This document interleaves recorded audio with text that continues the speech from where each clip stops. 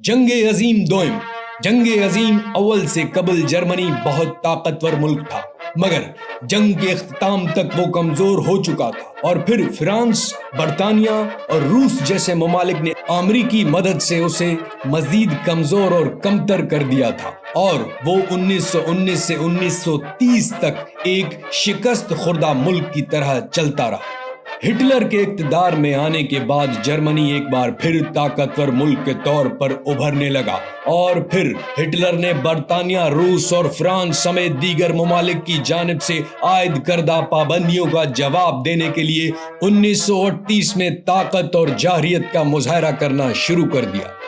طاقتور ملک بننے کے بعد ہٹلر کی قیادت میں جرمنی نے 1938 میں پہلے آسٹریا، پھر چیکوسلواکیہ اور بعد میں پولینڈ پر قبضہ کیا۔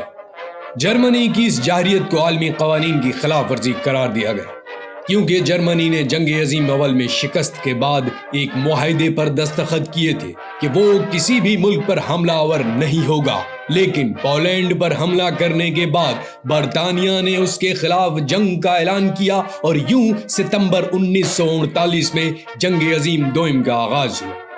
کیونکہ اس زمانے میں ممالک کے ایک دوسرے کے ساتھ معاہدے میں تھے جن کے تحت اتحادی ممالک کو ایک دوسرے کا ساتھ دینا تھا،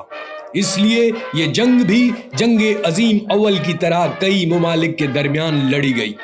اور اس جنگ نے دنیا کے نقشے کو ہی بدل دیا۔ جنگ عظیم دوئم کے بعد ہی ایشیائی ملک جاپان بھی طاقتور ملک کے طور پر ابھر کر سامنے آیا، تاہم 1945 میں امریکہ کی جانب سے اس پر گرائے گئے بموں نے دنیا کا نقشہ اور طاقت کا توازن ہی بدل دیا۔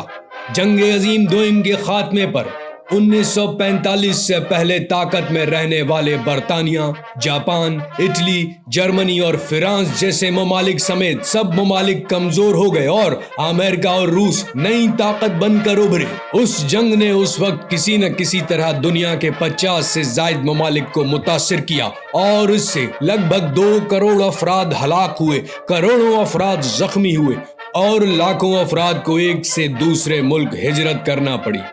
جنگ عظیم دوئم کے خاتمے کے بعد برطانیہ اور فرانس جیسے ممالک کمزور ہونے لگے، تو انہوں نے ایشیا اور افریقہ میں اپنے زیر تسلط ہونے والے ممالک کو آزاد کرنا شروع کیا۔